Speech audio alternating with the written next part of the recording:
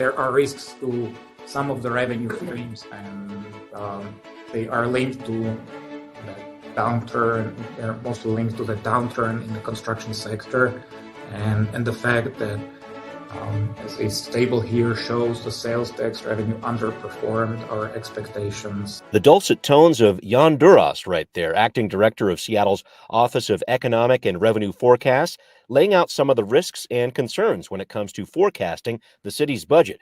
So what's the story behind that $240 million budget hole you've been hearing about, and how could it grow in the near future? Plus, what are we finding out in a new report about the use of force by Seattle police officers? And how will that social housing measure Seattleites voted yes on last year get the funding it actually needs to survive? Well, we've got all these questions and more answered this week on this episode of Seattle News Views and Brews, your coffee break political podcast. I'm Brian Callanan. I am a host on Seattle Channel. The views expressed here are mine, and I am back with my co-host David Croman, City Hall reporter for the Seattle Times. And David, my gardening friend, I suffer from seasonal allergies, and I wanted to ask you about this. I just wondered about the best way to get through this spring because it is blowing up in my backyard. Should I just go with a bag over my head, or what would you recommend? Yeah, I don't know. I don't think I really have allergies. I don't really get them that much. Oh, so lucky dog. I don't have any advice for you. Yeah. I'm going with the bag on my head. Forget it. Well, thank you, David. Thanks always for joining me. Thanks to our patrons too. Amy with a very thoughtful gift very recently. Many thanks for that. And many thanks to everyone who tuned in to our Patrons First podcast last week. Remember, you get that content first when you become a patron on Patreon at Seattle News Views and Brews. If you listen, please do support. A big thanks also to Converge Media. The video version of this podcast is on Converge Wednesday nights at 7. All right, let's get rolling. Time for Right Here, Right Now. David, you wrote recently about the news the council received this week from the Office of Economic and Revenue Forecasts about this budget hole we keep talking about. And that news was not great, but probably not surprising either. We've been hearing about this $230, now $240 million budget deficit for the city for a little bit now. And I wanted to look at revenue to start. I really thought your breakdown of where the city brings in most of its money, sales tax, business and occupation tax, and the payroll tax, was a really great lesson. I wanted to talk about those three revenue sources. Sales tax, business and occupation, not looking so good. Payroll tax doing relatively well. What's going on with these three big pots of money?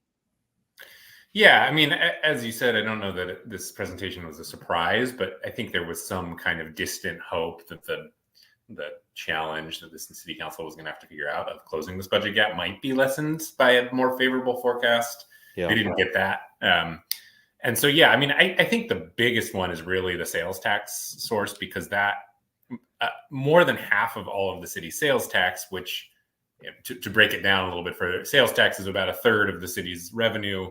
And then more than half of that sales tax comes from construction and trade and retail trades. And both of those things, of course, construction is down and with no kind of immediate signs that it's going to be rebounding anytime soon for pretty obvious reasons at this point. Interest rates, office vacancies, remote work.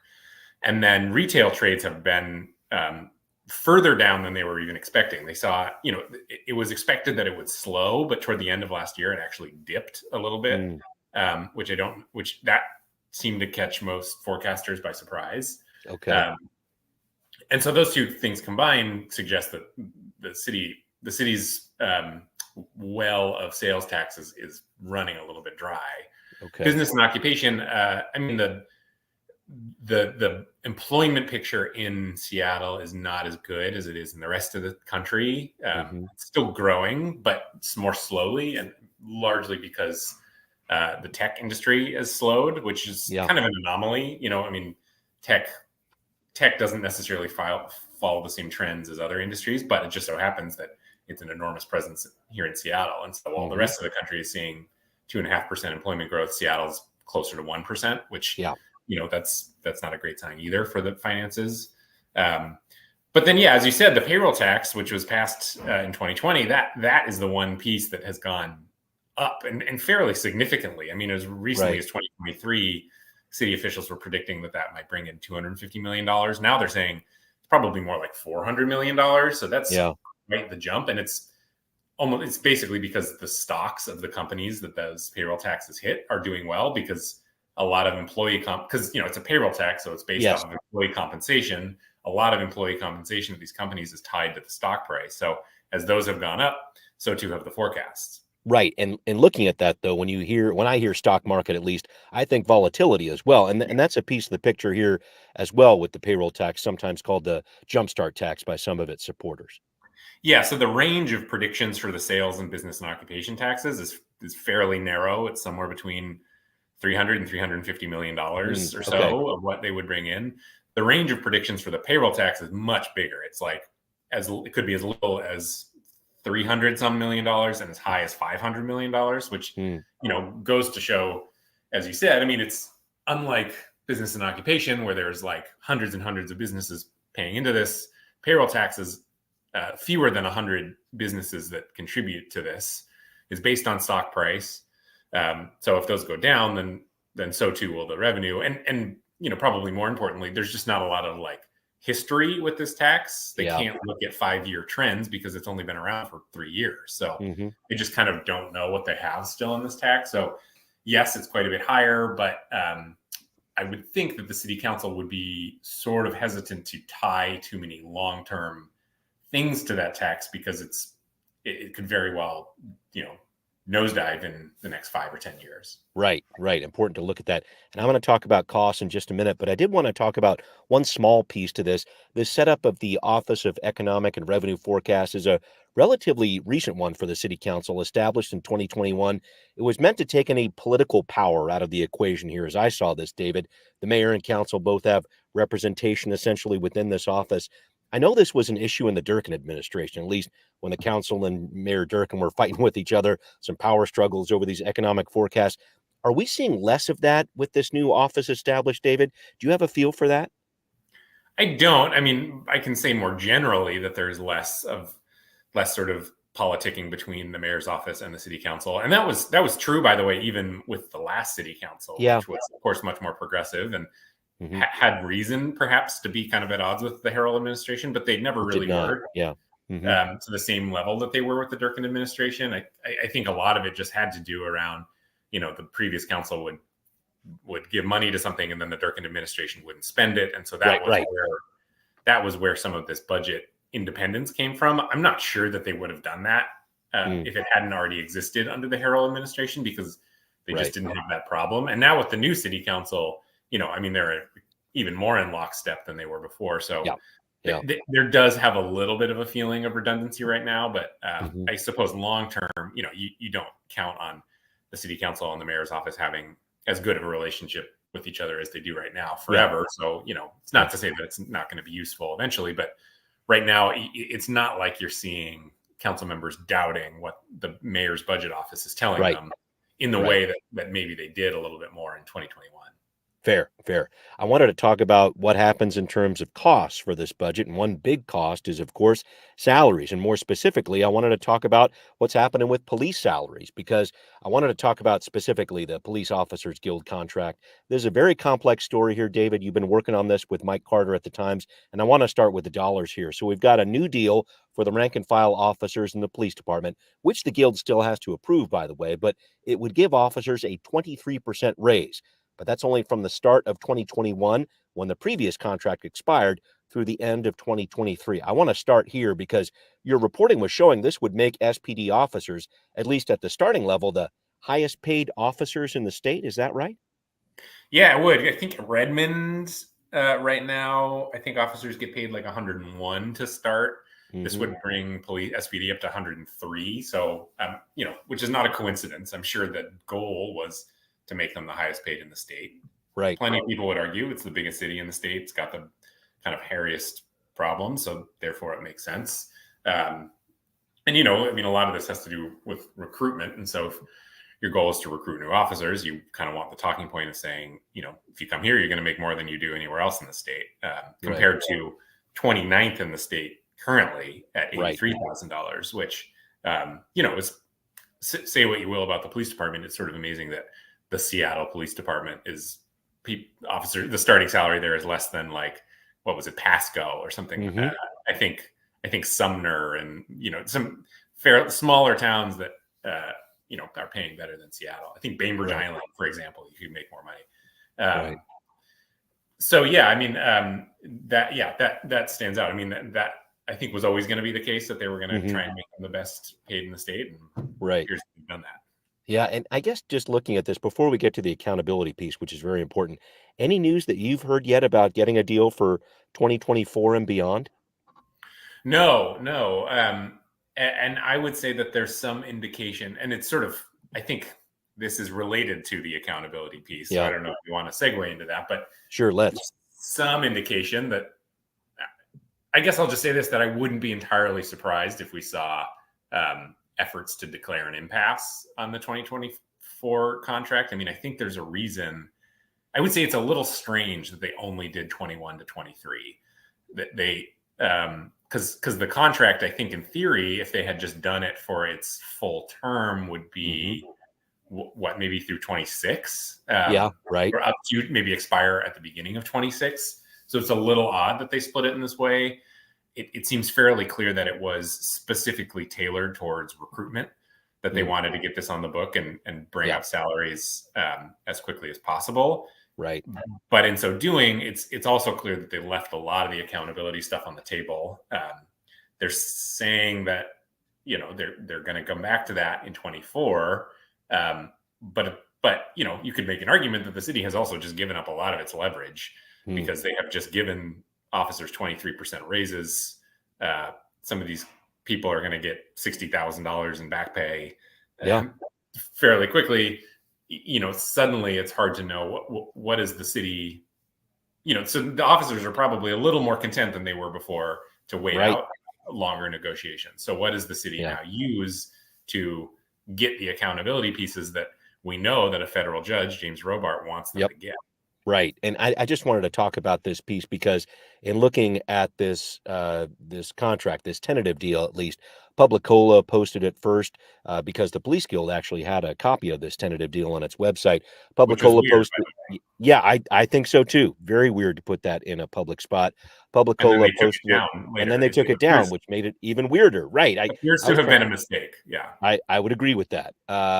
The other piece to this, just because they keep those deals so close to the vest here, I guess in looking at this, the Community Police Commission certainly heard word about this. This is the civilian arm of police oversight for the city of Seattle. They did see this tentative deal as posted by Publicola, and they have commented publicly it doesn't seem to do much more than the old contract did in terms of accountability.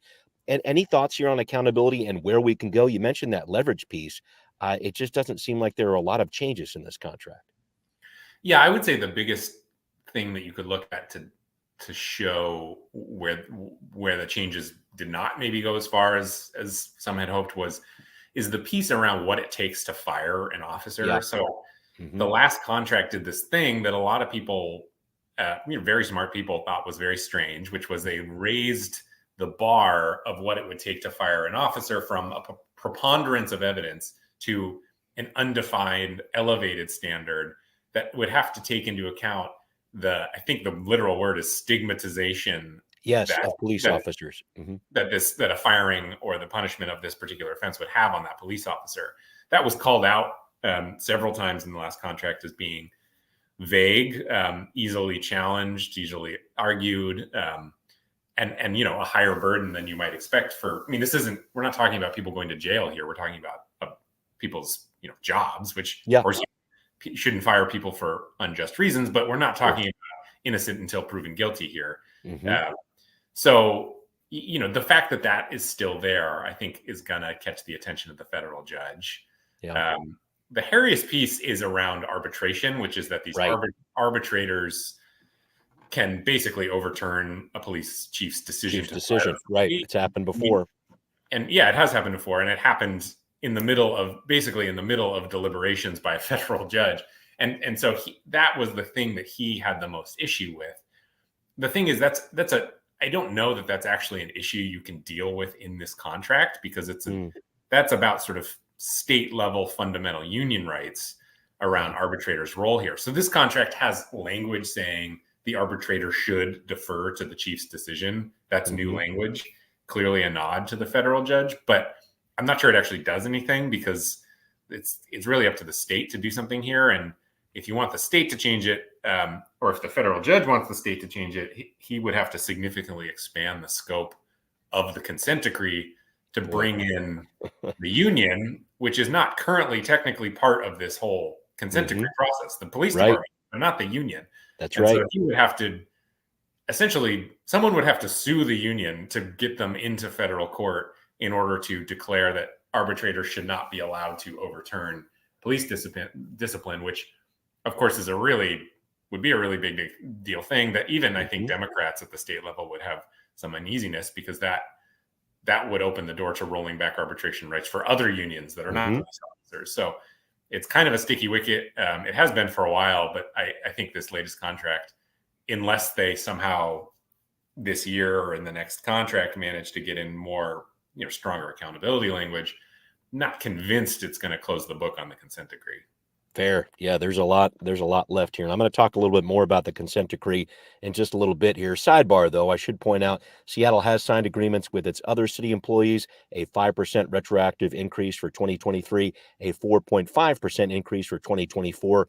Future cost of living raises linked to inflation. That's not 23%. Definitely, we're talking about there. Clearly, the city putting an emphasis on public safety departments and their employees right now. Well, up next, more on police and a use of force report just released this week. What is it saying about how officers are responding to calls, especially involving people of color? More on the story coming up on Now Hear This. Well, earlier this week, the Seattle City Council heard from the Office of the Inspector General, yet another part of the three-legged police accountability system Seattle has in place. The reason? The OIG has a new use of force report that shows officers are using force a lot less frequently on subjects. In fact, Inspector General Lisa Judge says the SPD is doing so well it can mind its own business without the oversight of a federal consent decree, which has been in place since 2012. This is the point at which we as a city and the Office of Inspector General demonstrate that we have the capabilities, we have the expertise, we have the wherewithal to take over oversight from our federal partners and have a robust and comprehensive system of oversight with the city of Seattle. David, in looking through this report, what jumped out at me was that overall use of force definitely dropped by police officers, but it didn't drop when police engaged with Seattleites who are Black or Latino. Specifically, Black subjects are still most likely to have a gun pointed at them by an officer, despite not being subjects of other uses of force as frequently as white or unknown race persons. What did these numbers say to you about use of force and race? I think we talk about this word disproportionate a lot of times, and I feel like this is happening yet again with this report as we're seeing. Yeah, I mean, I think this has been the case in every use of force report that I have seen since the beginning of the consent decree, and it hasn't changed. And so I think this is kind of grappling with this is kind of the essential question for the Seattle Police Department. I think it's a complicated picture, and the police department will tell you as much, that there's a lot more going on here than just whatever's in the heart of the police officers around what's happening in society, what's happening in the communities, who's calling for more policing, because, we know that it's actually is a lot of, there are, as if, a lot of the communities of color in South Seattle that have spoken up for more policing. I mean, again, I don't want to make any of this unanimous or monolithic. Of course not. It's not monolithic at all. But, right. It's interesting, as Brian Maxey, the chief operating officer, said yesterday, that the trick is to find the sort of Goldilocks of providing these communities with what they want from the police department while not over policing and causing that disproportional harm. I think what these numbers show is they haven't perhaps found that yet.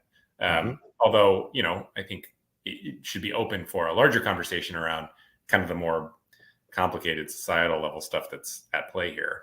Yeah, no, I really heard a lot of the nuance there from Brian Maxey, and I thought that was a really interesting piece to this one. And I did want to point out two other very important points that I saw about this. That whole point about use of force and race really jumps out to a layperson who's looking at this. These were some of the metrics that the consent decree essentially put in place, and the OIG, they're definitely trying to really adhere to what was ordered by the federal judge in terms of looking at these numbers. But I should point out also 2023, the lowest amount of officer involved shootings for the SPD since 2015. This was the first time detailed records like this were kept. Also, there was a lowered use of force during behavioral health crisis situations. No shootings or other serious bodily harm in these cases in 2023 for the first time since 2015. So definitely some changes are happening here. But back to this consent decree piece, as we have talked about before, most of it has been lifted, but the parts about crowd control and police accountability remain in place. The OIG pointed out it's doing this report to remain in compliance with what the federal court has been asking for. It has noted that SPD's policies on crowd control specifically have changed quite a bit over the last 3 years. But I guess I'm just trying to get to that end point, David. Is there enough in this report to make a case to the federal judge that it's time to fully end the consent decree? I just feel like there are some untied pieces here that aren't quite wrapped up. Yeah, that's true. I mean, the data on use of force has been, I mean, as far as I know, I mean, the judge has basically said, you guys are okay on this front. Yeah. As far as use of force goes, or as far as patterns of bias goes, which are really the kind of underpinnings of the consent decree to begin with. Yes. Which is why I think a lot of people in the city are frustrated that they're still under the consent decree, because accountability and crowd control were not original tenets of the consent decree. Yep. And so, but that said, you know, I mean, the judge has made it very clear that he thinks it's important to, you know, establishing trust that there's a strong accountability system. And until that exists, you know, he is not the kind of judge, as far as what I know about him, that will give up on something because he's kind of tired of it or whatever. You know, yeah, he's a federal judge for a reason. If he says he wants something, he's probably going to hang on until he gets it. Yeah.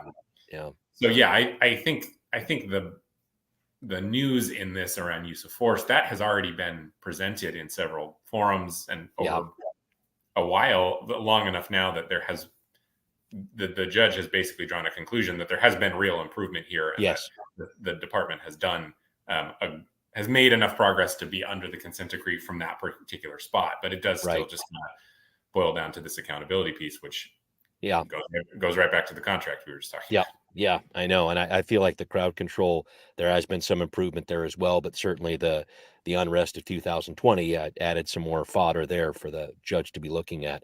I did want to move on to another issue here with you, David, because it's transportation time for the city of Seattle, specifically the Move Seattle Transportation Levy that voters will be seeing in November, which provides about 30% of the Seattle Department of Transportation budget. So the mayor unveiled this late last week. It's the biggest levy in city history, $1.35 billion. Works out to about $12 more per month for the median homeowner. And I know when you start using billion with a B, it looks like a lot. But David, this feels a lot like the housing levy in talking about this, because the buying power of $1 billion+ with inflation means we probably won't see much more of an increase in what this levy is able to do. Is that right? Yeah, I mean, we talk about, this is a record levy, but you know, if you were to adjust for inflation, it's probably not actually a record levy. It's probably about the same size as the last levy, at least as far as what's annually put out, because it's both $1.35 billion and it's only 8 years as opposed to 930 That's million. A good point. Yeah. So, you know, yeah, what this, and, you know, you can see that in some of what is being proposed here, which is not altogether that different than what's happening right now. For example, sidewalks. We keep hearing about sidewalks and how important it is. And, you know, there seems to be agreement even between the left and the more moderate people on city council that we should invest in sidewalks. Well, the proposal in what we've seen so far continues the exact same pace of building sidewalks. So not to say we have stopped building sidewalks, but if your concern was it's going to take us 400 years to build sidewalks in the whole city, well, it's still going to take us 400 years to do that. So that's just one example of how I think what this levy is doing is really saying, let us continue what we're doing right now. And, you know, that includes new projects around bike lanes and new paving projects and some transit improvements. But it's not like this levy opens up vast new possibilities, like, say, maybe a downtown streetcar or something like that. Right. Because it is basically, I would say, in real world terms, the same size as the levy that's about to expire. Fair.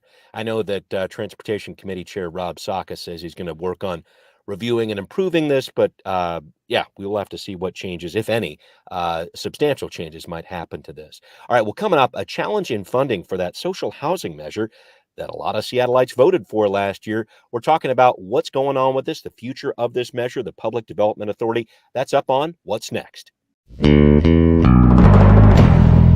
Well, a heads up here, folks. We will be back answering our patrons' questions next week. Blake sent in a great question. Thank you, Blake. Thanks for being a patron. We'll have an answer for you next week, I promise. Please send those questions our way at Seattle News, Views, and Brews. Spell it out at gmail.com. But, David, I wanted to finish up with what's next for the social housing measure that we all voted for in terms of Seattleites here, voted into existence last year. So the vote was to establish it, not fund it. And before people go crazy on that, the folks from House Our Neighbors point out that initiatives in our state can only have one topic, or else they're not constitutional. They don't hold water. But now this Public Development Authority that was established by the yes vote on I-135 is having some financial issues. Can you break down what's going on? Yeah, I mean, so the part of the initiative was the cost associated with the initiative was money from the city of Seattle to help them get set up administratively. But at the time, Mayor Harrell said, we'll do that, but we can't. So it was passed in February of 2023. Right. Harrell said, we'll do that, but we can't do it until basically November of 2023. So however many months that is, nine months later, which, you know, the housing developer was saying, hey, that's not going to work for us because we want to get going on this soon. The state then came in and said, well, we'll give you $200,000 or $180,000 to help you get going. And so they said, great, that should get us going. But the speed of bureaucracy comes for us all. And so, you know, the housing developer was expecting that they would see this money maybe in August. Mm-hmm. And as it turned out, they're only getting it like this month. I think they got it a week or two ago. And there's some reasons for that. I mean, partially because the standards that the state has for releasing money are fairly high. They want to see, hey, what's your work plan? What are you going to do here?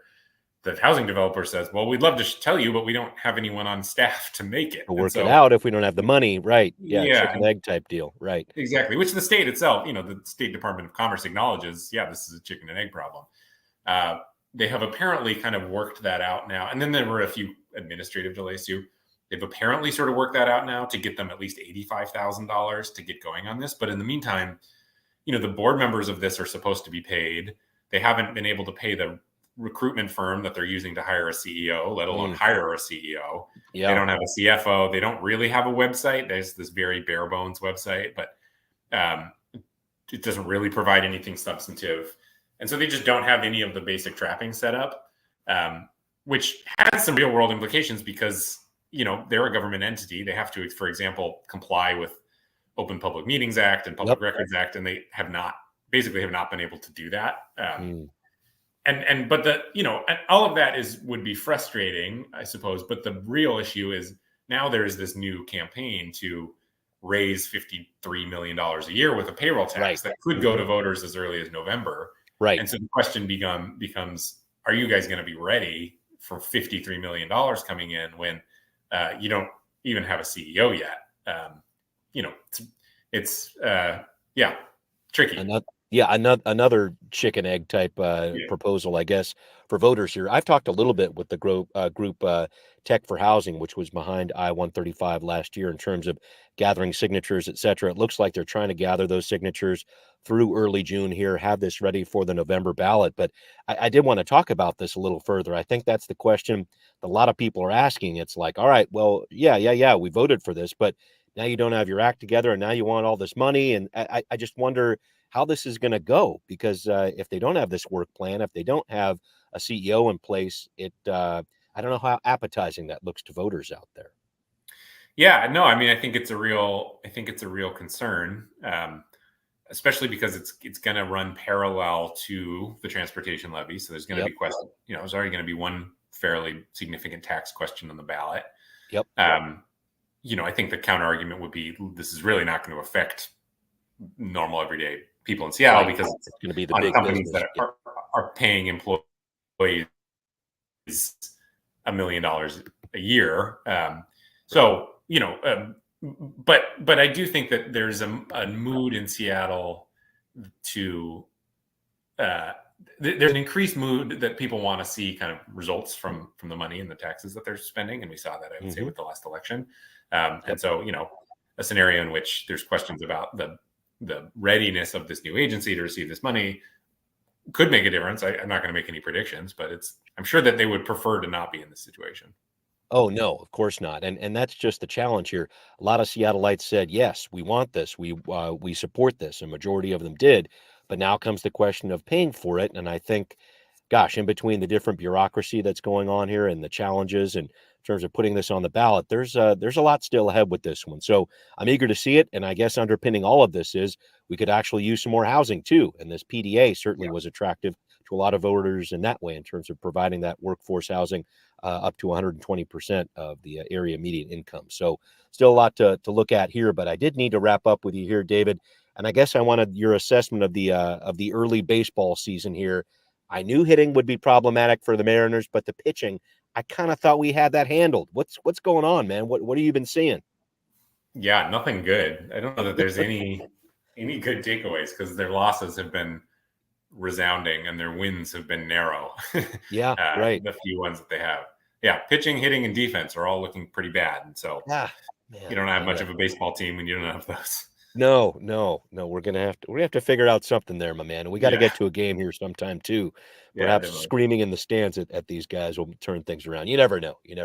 Well, David, thank you so much for joining me once again. Thanks to everybody who is listening to this episode of Seattle News, Views, and Brews, where you can always find out what's brewing in local politics. Thanks especially to patrons who support the show. If you want to be a patron, find this podcast on Patreon, Seattle News, Views, and Brews. Hear us on Apple, Spotify, wherever you listen. And if you listen, please do consider becoming a patron too. Thanks for watching on Converge Media as well. We'll see you next time. Seattle News, Views, and Brews is an independent production of Callanan Media Services. Copyright 2020.